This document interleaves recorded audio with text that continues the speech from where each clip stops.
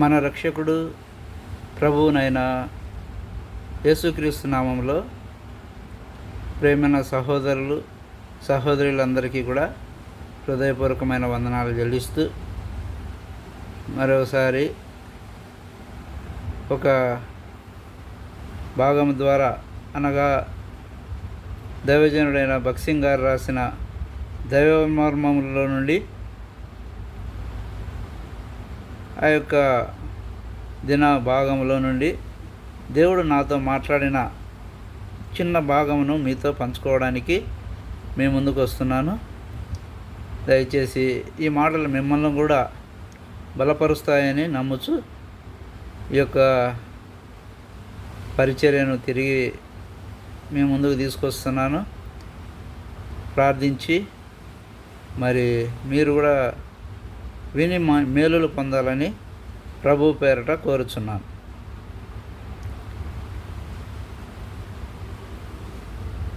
ఆ భాగం ఏమంటే భక్సింగ్ గారు రాసిన మాటలు,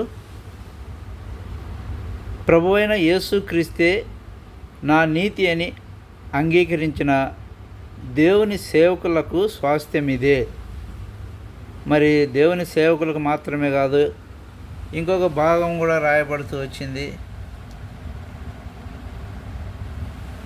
ఇంకా దేవుని దృష్టిలో నీతిమంతులుగా తీర్చబడిన వారికి, పాప క్షమాపణ నొందిన వారికి, ప్రభువైన యేసుక్రీస్తే నా నీతి అని అంగీకరించిన దేవుని సేవకులకును స్వాస్థ్యం ఇదే.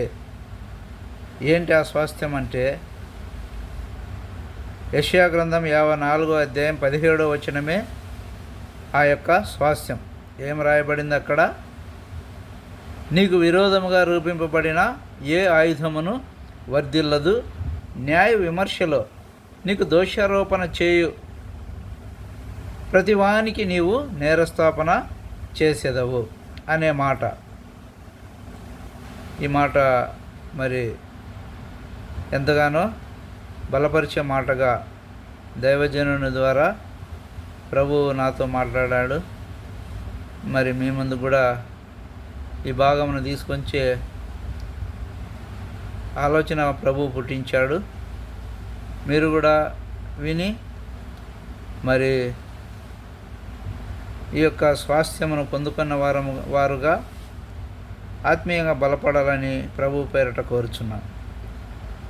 ప్రేజ్ ది లార్డ్ అందరికీ.